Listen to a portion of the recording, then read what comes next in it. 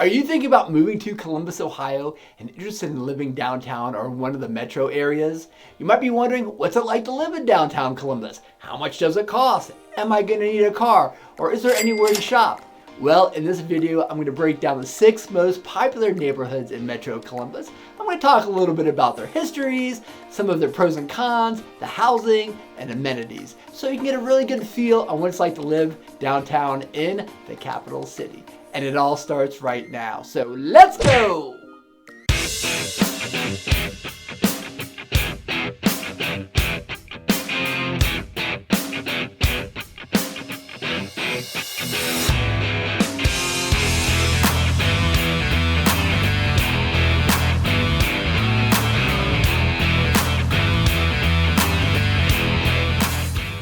If you're new to my channel, my name is Mark Van Stein. I make videos on what it's like living in Columbus, Ohio. I cover things like the best schools, neighborhoods, areas, cost of living, and all things you need to know about Central Ohio. I try to give the viewer a really good idea of what it's like to live here. If you enjoy the video, please hit that thumbs up button down below. It just lets YouTube know that I'm doing a good job. If you're trying to learn more about Central Ohio, make sure you subscribe because I'm making new videos every week, not only about Columbus, but its many suburbs as well. Most importantly, if you're thinking about relocating and moving here, make your life a little easier and let me and my team help. I'm a full-time RE/MAX agent. I've been helping people move and relocate to Columbus for over the last 18 years. My family actually owns our company and I'm a third-generation realtor. If you've ever worked in a family business, you know there are a lot of pros and cons. Wow, maybe I'll make a video on the pros and cons of working in a family business. You can give me a call, shoot me a text, send me an email, I don't know, maybe send me smoke signals. I literally get people reaching out every week and I absolutely love to help. I get calls all the time from people inquiring about living in the downtown metro area. So what's this between the neighborhoods? Let's start by quickly defining the terms that we use in Central Ohio. Often when someone refers to downtown Columbus, they can mean any number of the metro areas. The 6 I'm going to focus on in this video are Harrison West, Victorian Village, Italian Village, Metro Downtown, the Arena District, and German Village. There are a few others which I'm going to leave out, but I don't want to make this video like 30 minutes long. Okay. Let's start with the Short North, which is located just north of the greater downtown area. The Short North is our Arts and Entertainment District, which is comprised of 3 neighborhoods, all which are contiguous to one another: Harrison West, Victorian Village, and Italian Village. Columbus has done a phenomenal job of revitalizing these areas in the last 50 years. When I was at Ohio State 30 years ago, the Short North was a complete dump, but already beginning to change. Well, the past 3 decades it has really taken off with new restaurants, bars, entertainment, a complete revitalization of High Street. Let's break down these 3 neighborhoods first. Victorian Village is located on the west side of High Street and extends to 5th Avenue on the north side, I-670 on the south end, and just south of the Ohio State University. The area is known for, well, its beautiful Victorian homes, which were mostly built in the late 1800s and early 1900s. The area is filled with unique shops, restaurants, galleries, as well as other attractions that bring in locals and visitors alike. Most of these beautiful homes experienced blight in the 60s and 70s and were split up or turned into rental properties, being so close to the university. Thanks to the Victorian Historical Commission, which was established in 1973, much of that is now gone. One of the many wonderful features of the neighborhood is Goodale Park, which I believe was one of the first public parks in the city. Every year there's a huge 3-day festival called ConFest, which takes place in the park. It is quite interesting and a lot of fun. It is a total throwback to the 1960s. Today, the neighborhood continues to be one of our most popular urban areas because of the character of the homes, along with its walkability. The housing in Victorian Village, as in much of the metro area, has gotten very expensive. The larger homes around the park can go for well over $1 million. Even the new build condos along High Street can reach the $600,000, $700,000, $800,000 range, depending on the size. On the downside, living in Victorian Village, like many of the metro communities, is going to be congested and noisy. Being so close to the entertainment district, some of that car and foot traffic is going to spill out into the neighborhood. Just to the west of Victorian Village is Harrison West, which is west of Harrison Avenue, south of Fifth Avenue, bordered on the west and south by the freeways. Also established in the late 1800s and early 1900s, the neighborhood features brick streets coupled with housing, which was built by artisans who worked at the nearby factories. Because these homes were originally built for factory workers, the housing isn't quite as grand as it is in Victorian Village. The area also experienced urban decline throughout much of the 20th century, just like Victorian Village did. Just south of Harrison West is an area called Flytown, which was demolished during the 1960s in a slum clearance that was replaced by I-670. In the last several decades, gentrification and redevelopment, which began in Victorian Village, has spilled over and transformed the Harrison West area.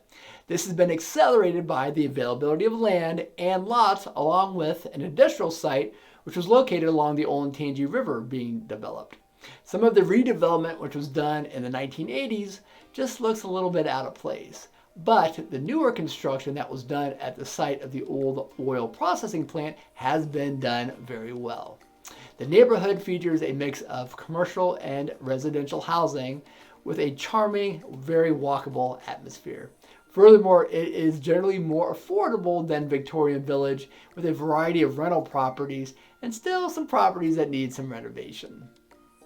Italian Village is located on the east side of High Street and runs north to Fifth Avenue, east to the railroad tracks, and south down to the freeway. It was one of Columbus's first suburbs, established in the 1820s when High Street was being built. Initially, it was an immigrant neighborhood populated largely by Italians, hence the name. Over time, other ethnic groups such as the Irish moved into the area, and the area really flourished during the 1940s.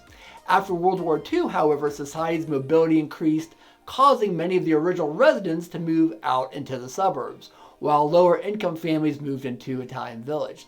This caused a decline in the commercial vitality of the neighborhood. Many of the large single-family homes were converted into multi-family dwellings in the early 1950s. Part of the neighborhood was demolished for the construction of the inner belt and urban renewal. This, along with other demolitions in the 1960s, led to further decline in the area's population. Like Victorian Village and Harrison West, a historical commission was formed in the early 1970s to save these fantastic homes. The long-awaited west side of Italian Village is undergoing revitalizations on a site that used to be the Jeffrey Coal Company on 4th Avenue. In the early 2000s, the area was set for development, but the 2008 financial crisis halted that progress. In recent years, however, the area has seen some resurgence of new construction and renovation of existing buildings along 4th Avenue. This has been one of the last areas to be revitalized, and it's still ongoing. The neighborhood is one of the most walkable in the metro area. Residents have the advantage of having easy access to High Street, as well as new restaurants and bars being built along 4th Avenue. For someone who wants the convenience of living downtown with the amenities of new construction, being on the west side of Italian Village might be a good option. Next, we're going to move south into the greater downtown area. It's where all of our high-rises are located. Back in the early 2000s, there was hardly anyone living in the greater metro area. I think there were like less than 3,000 people. Columbus had really become this commuter city, and at 5 p.m. on a Friday, there was no one out on the streets. The city planners realized they couldn't let the city die, so a revitalization of the metro was started. This began with the Arena District, which I'll talk about next. The problem was that a lot of the original housing had been torn down and turned into parking lots of all things. The only option was to renovate commercial buildings or build brand new. The financial crisis in 2008 really hurt development, but today it looks completely different. Redevelopment of the former city center mall into community commons is a great example of Columbus's urban revitalization. The mall, which opened in 1989 to much fanfare, only made it 20 years before it was shuttered for good. City Council decided to build a park which provides a green oasis in the middle of the city, while its surrounding residential development provides an opportunity for people to live close to their work, amenities, and entertainment. Neighborhood Launch is another good example of downtown redevelopment. Located on the east end of Gay Street, this area has undergone a remarkable transformation from a collection of parking lots into a vibrant residential community of upscale townhome condos. Expanding eastward, the new development has greatly enhanced the area and become a sought-after destination for anyone wanting to live in the greater downtown area. Much of the housing in the metro area are condos, ranging from studios to large multi-bedroom units. Some of the buildings are older and were once office space, and you can kind of tell, while others were built from the ground up. Depending on the age and condition of the building, the prices will vary greatly. If you're looking for something a little bit more luxurious, you will find that there are buildings that offer amenities such as swimming pools and gyms and private balconies. Or if you need something a little bit less expensive, there are other options as well. Living in the metro area poses some challenges when it comes to accessing basic amenities like grocery stores and other basic needs. Although the situation is improving, it's been a little bit difficult to entice people to move into an area that just doesn't offer a sufficient level of convenience. Part of the greater metro area is going to include the Arena District. The City of Columbus, along with private investors and nationwide realty investors, collaborated to redevelop this 75-acre area. Nationwide Insurance World's headquarters is actually just a few blocks up the street. In the mid-1990s, the area was nearly deserted, but the city saw potential for redevelopment. The site used to be the home of the Ohio Penitentiary. If you've ever seen the movie The Shawshank Redemption, you've seen what the prison used to look like. Some of the exterior shots for the movie were reportedly done there. After the Ohio Penitentiary closed, the land, which was owned by the City of Columbus, invited numerous firms and investors to submit redevelopment plans. Today, the Arena District is home to Nationwide Arena, which is where the Columbus Blue Jackets play, our NHL team, Huntington Park, where our AAA baseball team play, and our MLS Stadium, which houses the Columbus Crew. The neighborhood has become a blend of commercial offices, residential living, and entertainment. The North Market, a wonderful large covered marketplace, is located just a few blocks away, providing locals with a variety of goods and services. The majority of the residential living in the area is going to be new construction. Back when it was being developed, the city actually offered a 15-year tax abatement just to get people to move down into the area. Now, unfortunately, that abatement has ended or is ending. Lastly is going to be German Village, which is located south of the downtown metro, extending west to the river, east of Parsons Avenue, then south of Thurman Avenue. Even though the historic prevention area doesn't extend outside to Schumacher Place, it is often referred to as German Village as well. The neighborhood has a lot in common with the other ethnic neighborhoods in the downtown area. In the 19th century, a large number of immigrants settled in Columbus, resulting in the city's population of German people actually making up almost 1/3 of the community. This German community flourished with businesses, schools, churches being built up in the local area. During the early 20th century, the south end of the city saw an influx of immigrants from Eastern Europe, in addition to the German immigrants, resulting in the establishment of neighborhoods like Hungarian Village, which is just a bit further south from German Village. German Village is known for its cobblestone streets and red brick buildings. It is a very high-density neighborhood, with many of the homes being on small lots with little to no yard. There is both commercial and residential mixed throughout the community. However, there is no large commercial corridor like you have down in the short north. The neighborhood has a wonderful park as well, Schiller Park, located on the south end of the neighborhood. This 23-acre park is home to Huntington Gardens, the Schiller statue, an amphitheater, and a number of recreational facilities. Every summer, the Actors Theater of Columbus hosts free live performances of Shakespearean plays in the park's amphitheater. There is a wide variety of housing in German Village and the surrounding streets. Unfortunately, there's not much newer construction. It, like the other areas in the metro, can get quite expensive, with some of the homes on Schiller Park valued in the millions.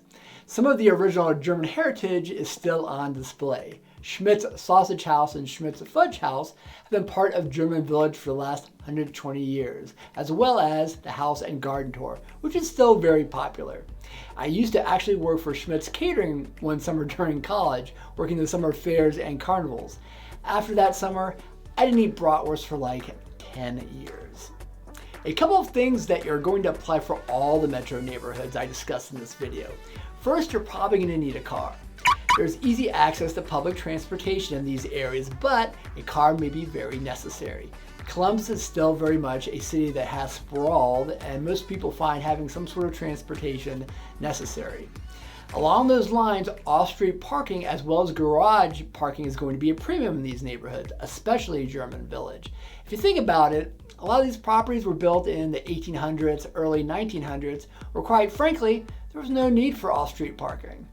Lastly, you need to be aware of snow removal. When we get heavy snows, many of the side streets in these neighborhoods are the last to get plowed or salted. We don't get a lot of snow in Central Ohio, but when we do, the side streets in these neighborhoods will often sit for a long time. We have lots of downtown living options in Central Ohio. I hope you found the video informational. If so, do me a favor, please give me a thumbs up below. If you're interested in knowing more about living in Columbus, Ohio, make sure you subscribe and check out some of the other videos on this channel. Most importantly, if you're moving or relocating to Columbus and need some professional help, give me a call. Trying to navigate areas of Columbus you're unfamiliar with can be super stressful. You want to make sure you work with someone who's knowledgeable, experienced, and who will make your move a little bit easier. You can call me, text me, email me. My contact information is at the end of the video and down below. Until next time.